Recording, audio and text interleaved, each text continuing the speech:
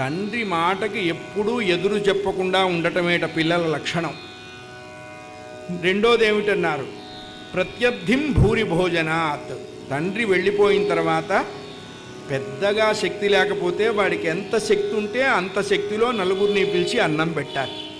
మూడోది ఏమిటన్నారు, గయాయాం పిండదానేన త్రిభి పుత్రస్య పుత్రకః అని చెప్పారు. గయలో పిండ ప్రదానం, ఈ ముగ్గురినే పుత్రులు అన్నారు. మిగతా వాళ్ళందరినీ కొడుకులు అనమన్నారు. ఇప్పుడు మనం అది ఇది అన్నాం, చిల్డ్రన్స్ అంటున్నాం.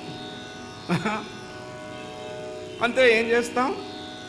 అలా నిలబడి ఉన్నట్టండి రామచంద్రమూర్తి, తల వంచుకొని తండ్రి వెనకాల మేఘాల వెనక చంద్రుడు ఎలా ఉంటాడో అలా ఉన్నట్ట. అడగమంటావా దశరథ అన్నట్టు. అయ్యో అడగండి. ఇప్పుడు ఈయన చాలా తెలివిగా మాట్లాడుతున్నాడు. కళ్ళు ఏమన్నా రాముణ్ణి చూస్తున్నట్ట, పెదవులు ఏమన్నా దశరథుతో మాట్లాడుతున్నట్ట విశ్వామిత్రుడు. చూడండి ఎంత టాలెంటెడో. స్వసుతం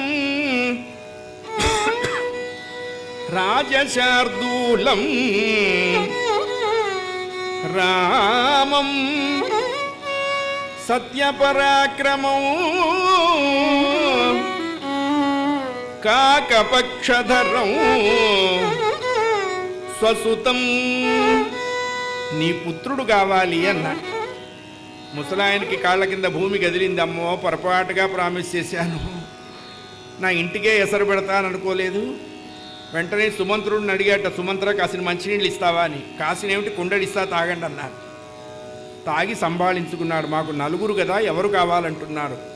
రాజశార్దూలం.